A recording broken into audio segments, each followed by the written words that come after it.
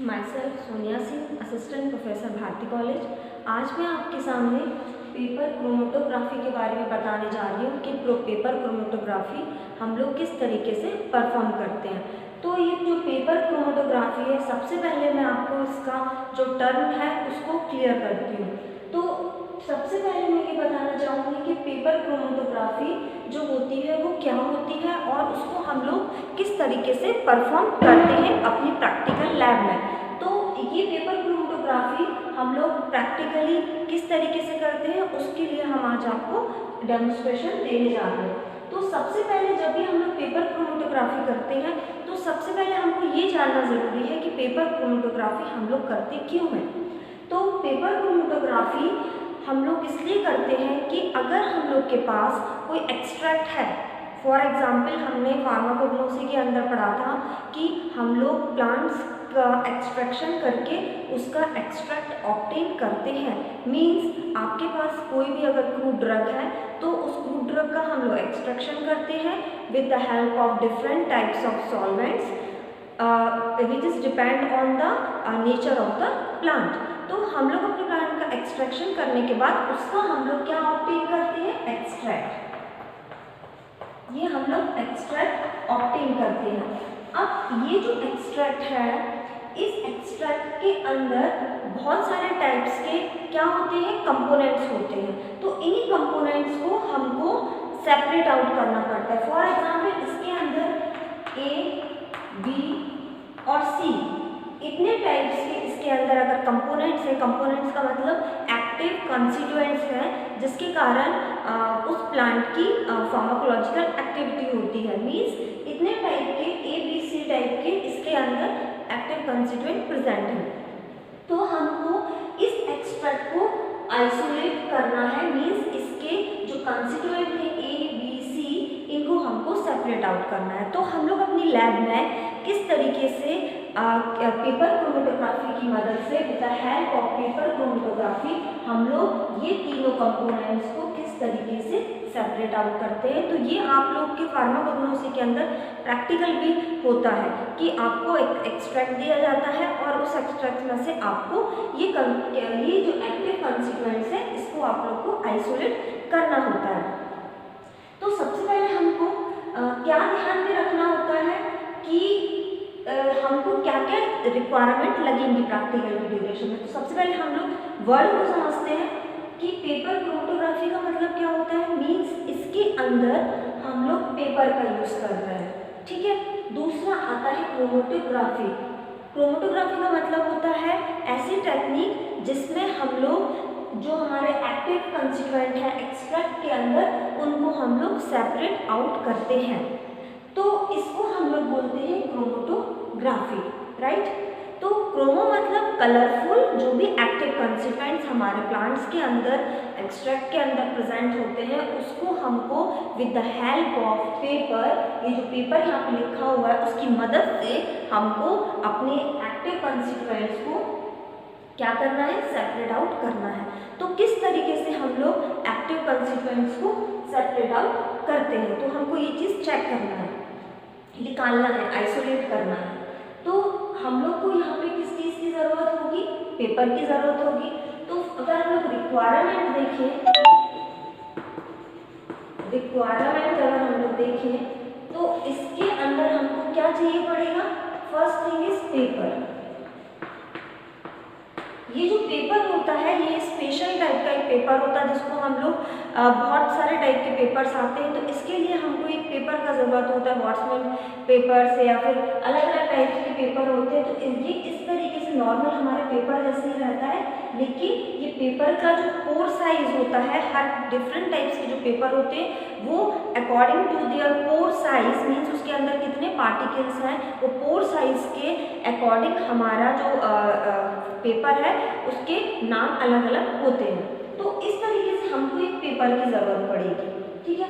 उसके बाद अब हमको किसकी ज़रूरत पड़ेगी, एक्सट्रैक्ट की। मीन्स जिसको हमको एक्सट्रैक्ट को जिसके अंदर से हमको एक्टिव कंस्टिट्यूएंट को सेपरेट करना है। मीन्स दूसरी चीज़ हमको एक्सट्रैक्ट लगेगा। एक्सट्रैक्ट मतलब अगर आप पहले से प्रिपेयर करके रखिए एक्सट्रैक्ट तो आप वो ले सकते हैं, या फिर किसी भी कोई मिक्सचर ऑफ कंपोनेंट्स भी आप लोग ले सकते हैं। मीन्स कोई भी आपको एक मिक्सचर लेना है, मतलब एक्सट्रैक्ट मतलब ये मिक्सचर होगा किसी भी कंपोनेंट का। तो अगर हम लोग फार्माकोग्नोसी का प्रैक्टिकल कर रहे हैं तो ऑब्वियसली बात है हम लोग उसका एक्सट्रैक्ट लेंगे। तो आप किसी भी प्लांट का एक्सट्रैक्ट आप ले सकते हैं। अब आपके पास एक्सट्रैक्ट हो गया। अब दूसरी चीज, मेन चीज आती है सॉल्वेंट। थर्ड नंबर पे आता है सॉल्वेंट। तो ये जो सॉल्वेंट है आपका, ये सॉल्वेंट हमारा मिक्सचर ऑफ कंपोनेंट्स हो सकता है। मीन्स ये जो सॉल्वेंट है ये हमारा हमेशा रेशो में डिवाइड होता है।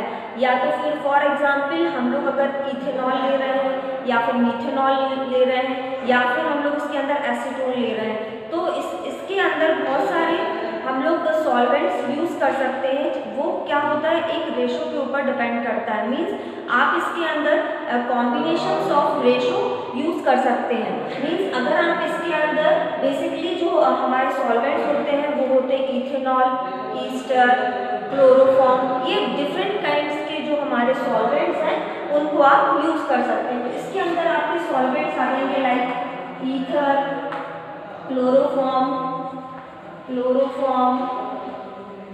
एसीटोन, ये सारे आपके बहुत सारे जो भी सॉल्वेंट है वो आप लोग इसमें यूज कर सकते हो। ये जो सॉल्वेंट का सिलेक्शन है, ये सॉल्वेंट का सिलेक्शन हम लोग किसके अकॉर्डिंग करते हैं, हमारे एक्सट्रैक्ट के अकॉर्डिंग करते हैं।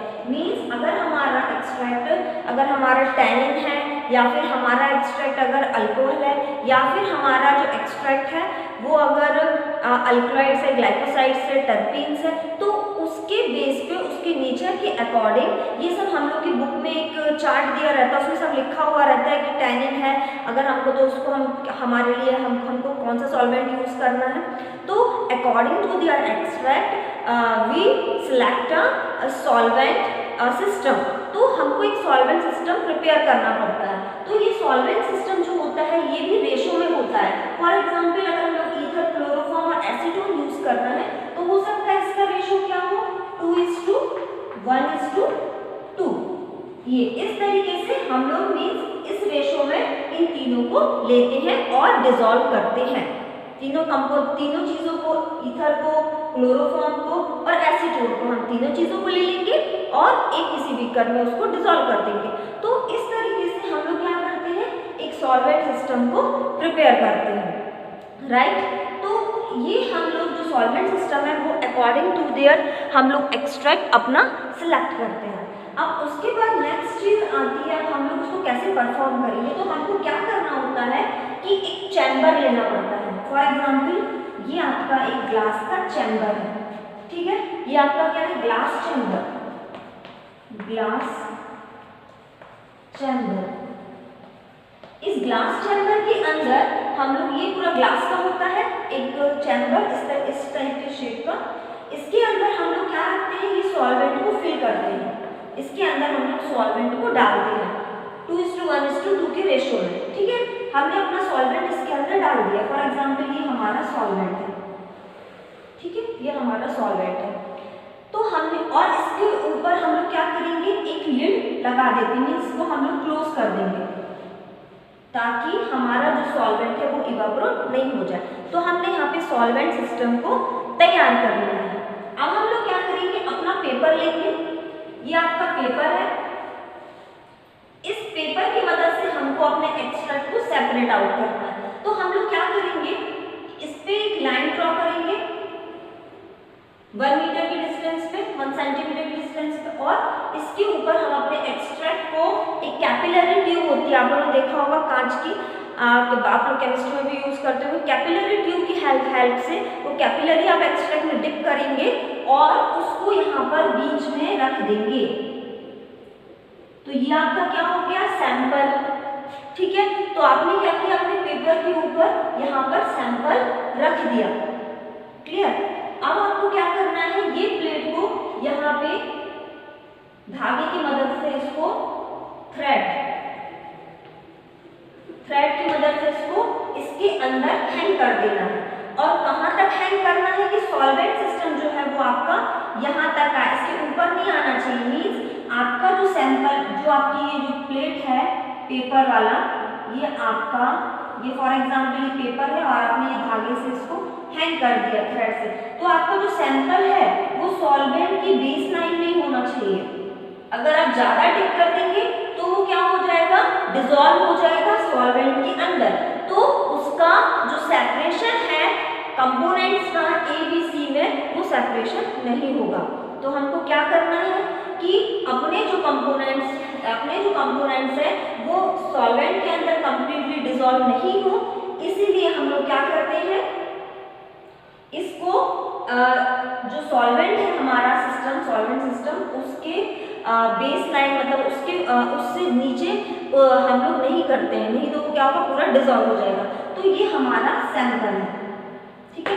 अब क्या होगा, हम लोग ने लिड लगा दिया और इसको हैंग कर दिया सॉल्वेंट के अंदर पेपर को, ये हमारा पेपर है, ये हमारा पेपर है, ठीक है।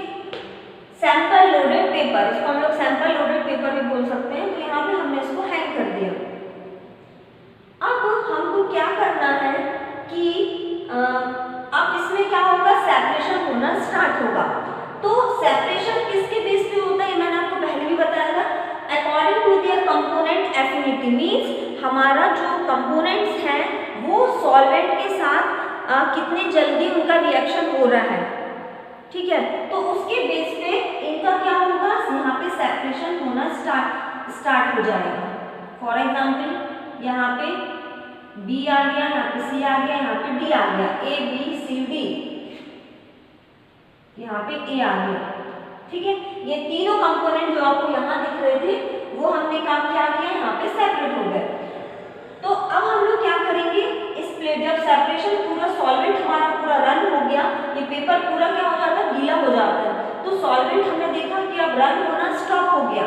तो अब हम लोग क्या करेंगे, इस पेपर को निकालेंगे और एयर में ड्राई करेंगे।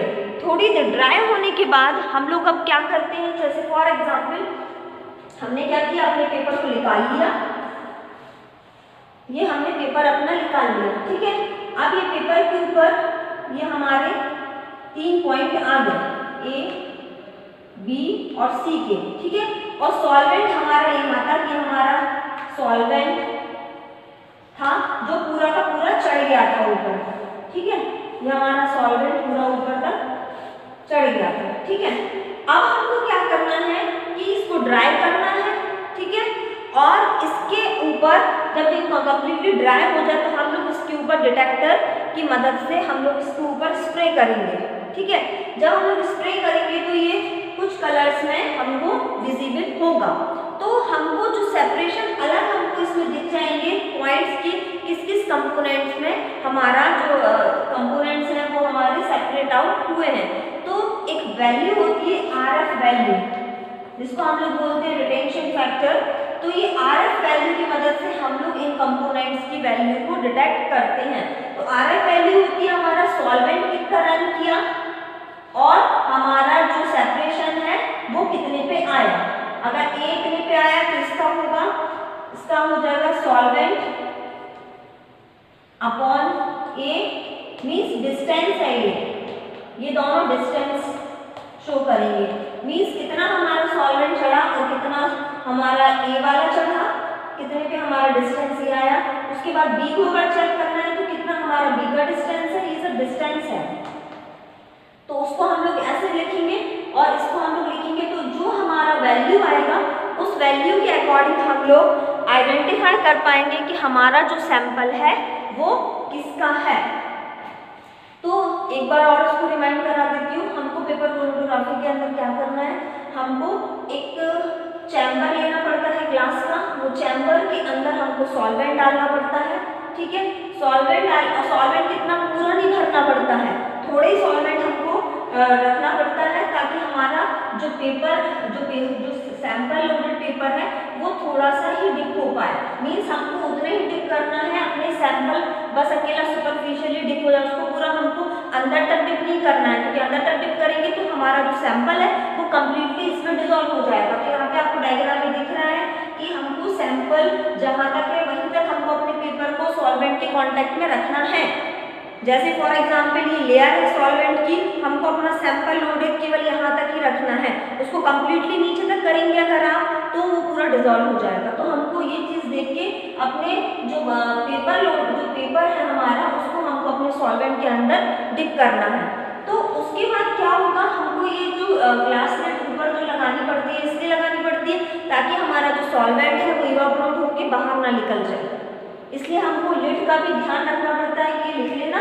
और उसके बाद जब हमारा सॉल्वेंट पूरा कम्प्लीटली ऊपर तक चढ़ जाता है, कम्प्लीटली वेट हो जाता है, तो हमारा धीरे धीरे सेपरेशन भी फिनिश हो जाता है। तो जब हम देखेंगे हमारा सॉल्वेंट रनिंग